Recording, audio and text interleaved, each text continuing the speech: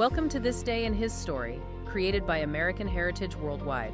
A reminder that every day holds something new to learn. Did you know that the play, The Nutcracker, has a 1-ton Christmas tree that grows from 12 feet to 41 feet high, and a dancer named Mother Ginger, who wears a dress that is 9 feet wide and weighs 85 pounds? Grab a front row seat to watch 90 dancers, 62 musicians, and 125 children perform one of the most complex fairy tale ballets in theater history. Okay, let's dive in. Every December, you start to hear it. It's just in the air, right? The sound of the holidays. You can't escape it. Exactly. We are talking, of course, about Pyotr Tchaikovsky's The Nutcracker. But here's the thing. You might know the music, you probably know the basic story, but what most of us don't realize is the staggering scale behind it. The logistics are just incredible. It's pure theater engineering, but it's all disguised as this beautiful fairy tale. And that's really the core of what we're looking at today.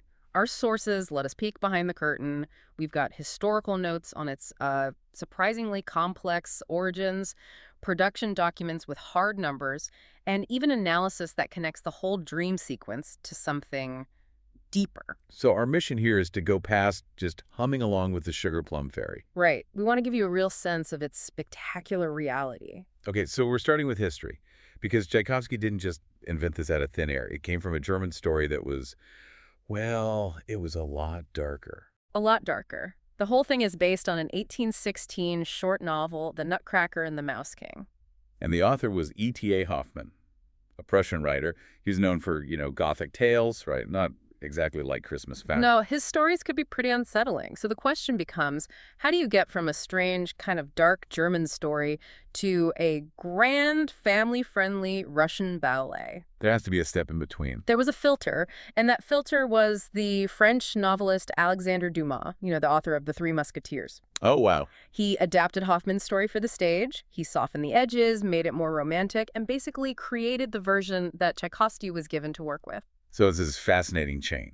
German darkness, French romance, and then finally Russian music. And Tchaikovsky worked fast. Our sources say he started composing in February 1891 and was done by April 1892, a little over a year for a masterpiece. The premiere was December 18th, 1892. That was at the Mariinsky Theatre in St. Petersburg.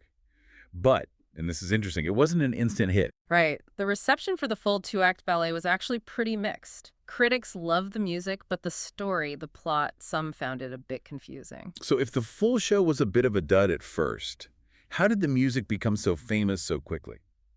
Tchaikovsky was a brilliant marketer. Almost immediately, he handpicked 8 of the most popular pieces and released them as the Nutcracker Suite. And that was the smash hit.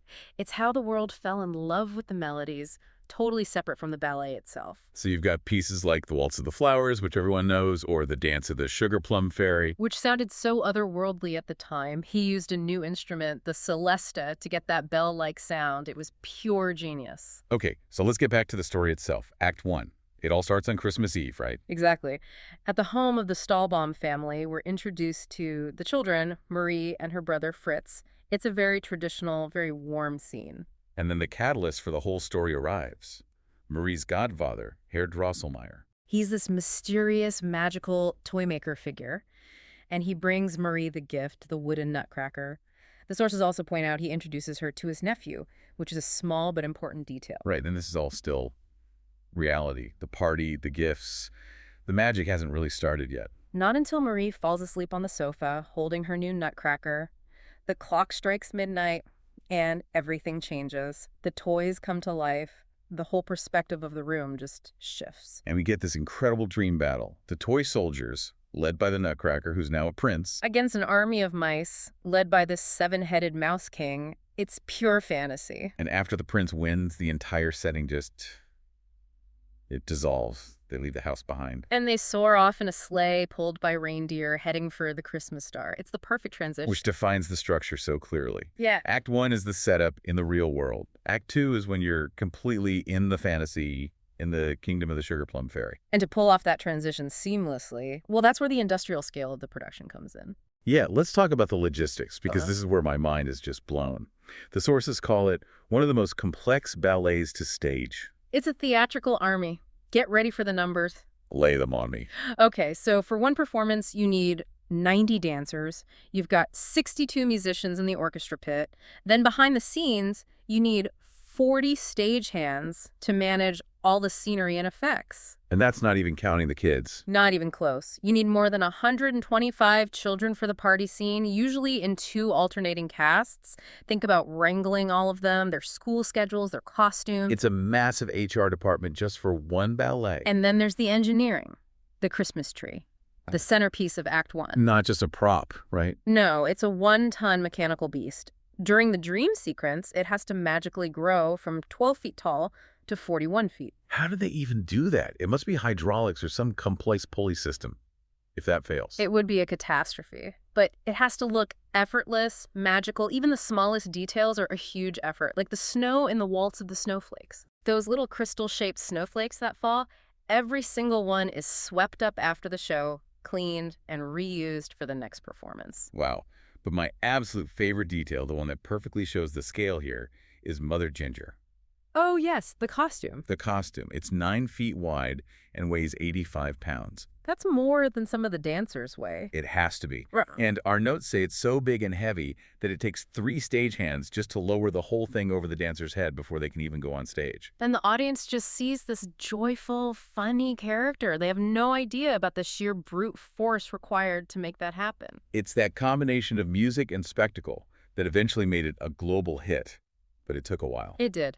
After its 1892 debut, it didn't really travel much. It first showed up in England in 1934, then in the U.S. in 1944 at the San Francisco Ballet. But the real explosion, at least in America, was George Balanchine's version for the New York City Ballet in 1954. That was the one. That staging is what cemented the Nutcracker as the annual holiday tradition that we know today. So we've come from this dark German story all the way to this massive logistical machine.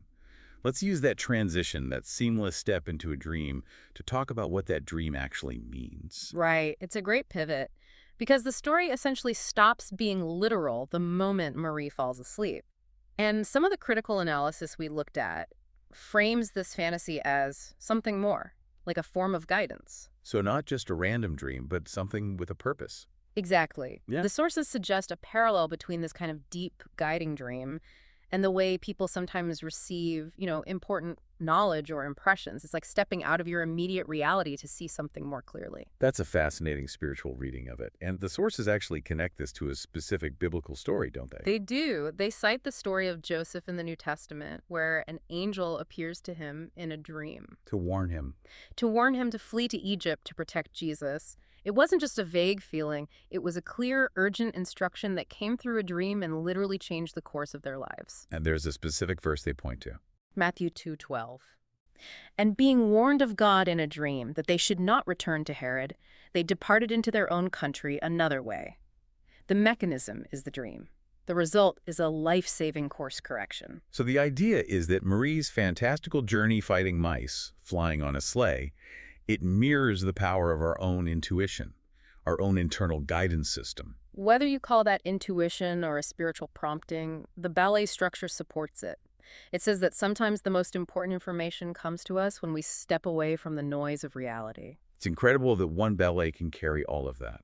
The history, the massive logistics, and this profound symbolic weight. That's what makes it a masterpiece. It really is.